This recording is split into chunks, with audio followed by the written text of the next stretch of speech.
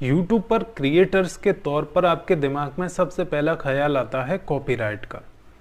आप अपना original content create करते हैं तब तक तो ठीक है, लेकिन जब आप किसी और का कंटेंट यूज करना चाहते हैं तो आपके दिमाग में पहला ख्याल आता है कि कहीं मैं कॉपीराइट का उल्लंघन तो नहीं करता हूँ या मैं किसी प्रॉब्लम में तो नहीं फंस जाऊँगा।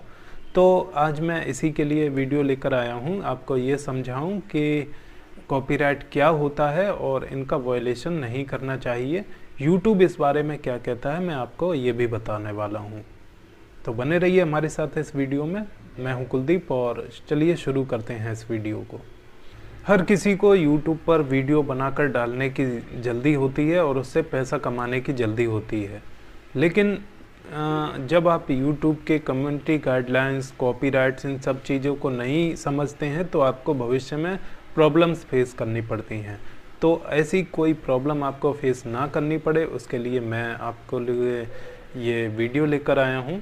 तो इसमें सबसे पहले मैं आपको बता दूँ कि ये कॉपीराइट के बारे में है। तो कॉपीराइट से जुड़ी जो भी कन्फ्यूजन है, क्या कॉपीराइट होता है उसके बारे में है।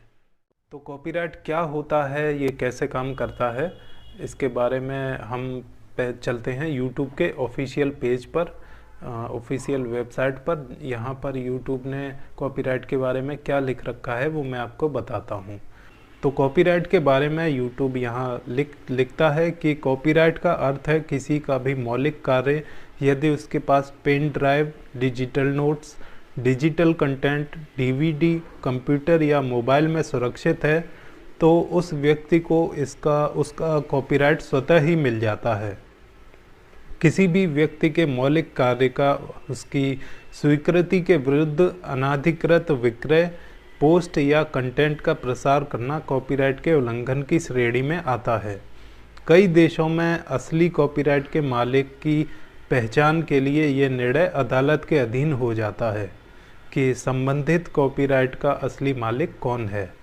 जब कॉपीराइट होल्डर का पहचान करना मुश्किल हो तो YouTube अदालत पर यह निर्णय छोड़ देता है। इस तरह के कार्य कॉपीराइट के अंतर्गत आते हैं। तो यहाँ पर YouTube ने बता रखा है ऑडियो विजुअल्स वाले कार्य जैसे TV shows, online videos, films आदि, साउंड रिकॉर्डिंग और म्यूजिकल कंपोजिशन, पेंटिंग, पोस्टर, विज्ञापन या फोटोज़, इमेजेस यदि क्रिएटिव कॉमन्स लाइसेंस ना दिया गया हो तो, लेखकों के कार्य जैसे लेख, किताबें, वक्तव्य, संगीत, लिरिक्स आदि, स्टेज पर किए गए कार्य जैसे नौटंकी, ड्रामा, नृत्य, नाटक एवं म्यूजिकल प्ले, वीडियो खेल, सॉफ्टवेयर, ऐप्स आदि, ये कंटेंट कॉपीराइट के अंतर्गत आते हैं। तो YouTube और डिटेल में आपको बताता है कि YouTube पर कॉपीराइट कैसे काम करता है। तो YouTube ने क्या कहा है मैं आपको बताता हूँ। आपने कोई छोटा या बड़ा वीडियो स्वयं से रिकॉर्ड किया जिसमें आप स्वयं उपस्थित हैं, अथवा आपने स्वयं की उपस्थिति के साथ किसी सामाजिक स्थान की विवेचना कर उस वीडियो को YouTube पर अपलोड कर दिया, तो उसी समय उस वीडियो का कॉपीराइट आपके पास सुरक्षित हो जाता है जब तक कि वह वीडियो आपके द्वारा YouTube से हटाया ना गया हो।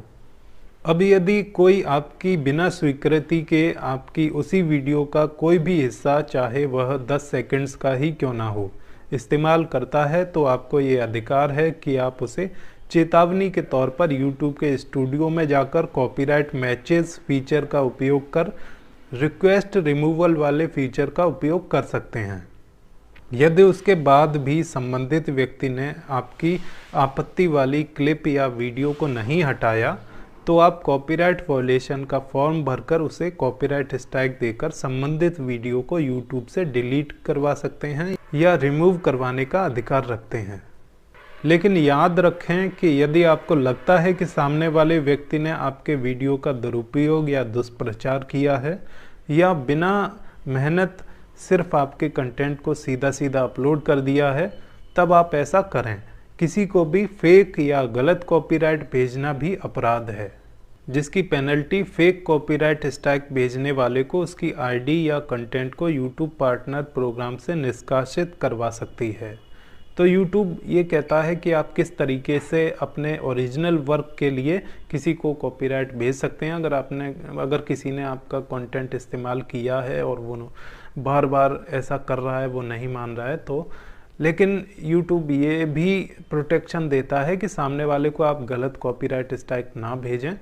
अगर आप गलत भेजते हैं तो भी आपके ऊपर कार्रवाई की जाती है।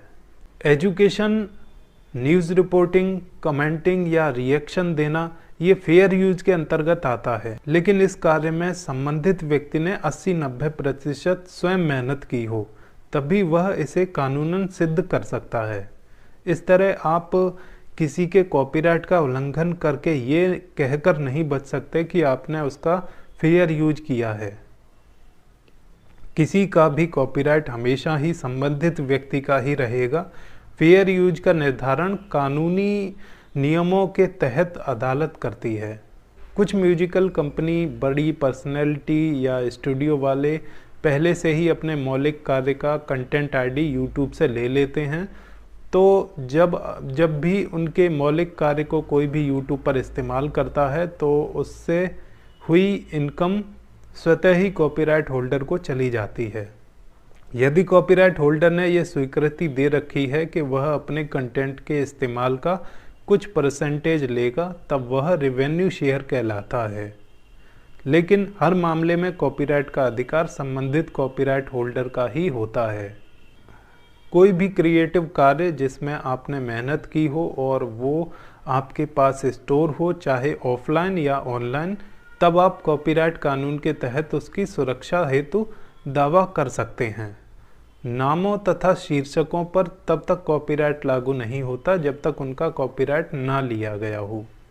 इस बात से बिल्कुल भ्रमित ना हो कि कॉपीराइट और ट्रेडमार्क एक ही चीज़ें हैं। कॉपीराइट क्रिएटिव कार्य है और बौद्धिक संपत्ति का एक रूप है, जबकि ट्रेडमार्क आपकी या किसी की पहचान का स्वरूप है, जैसे किसी कंपनी का नाम या लोगो इत्यादि। कुछ लोगों को ये भ्रम रहता है कि कॉपीराइट और प्राइवेसी, इनमें क्या फ़र्क है, तो इस बारे में भी यूट्यूब ने यहाँ पर बता रखा है। कॉपीराइट और निजता में क्या फ़र्क है। ध्यान देने योग्य ये बात भी है कि किसी वीडियो में आपकी सिर्फ मौजूदगी का अर्थ ये नहीं हो जाता कि उसका कॉपीराइट आपके पास आ गया। जब आप उसमें अपना कोई क्रिएटिव कार्य नहीं करते हैं तो वो आपका कॉपीराइट नहीं माना जा सकता। जैसे आपके दोस्त ने आपका इंटरव्यू लिया और उसे रिकॉर्ड किया जिसमें उसने अपनी मेहनत की, तो उस वीडियो का कॉपीराइट उस मित्र का होगा, ना कि आपका। हाँ, यदि आपकी बिना सहमति के कोई व्यक्ति आपकी इमेजेस या वीडियो का दुष्प्रचार या गलत मंशा से कहीं दिखा रहा है या गलत इस्तेमाल कर रहा है, तब आप अपनी निजता की सुरक्षा के लिए दिए गए विकल्पों का प्रयोग कर सकते हैं। चाहे आपने YouTube से कंटेंट आईडी ले रखी हो या नहीं भी ले रखी हो, हर मामले में आपका कॉपीराइट आपका ही रहता है। इसे आपसे आपकी स्वीकृति के बिना कोई नहीं ले सकता। जब YouTube को एक मान्य कॉपीराइट अनुरोध दिया जाता है, तब YouTube संबंधित वीडियो को अपने प्लेटफॉर्म से हटा देता है।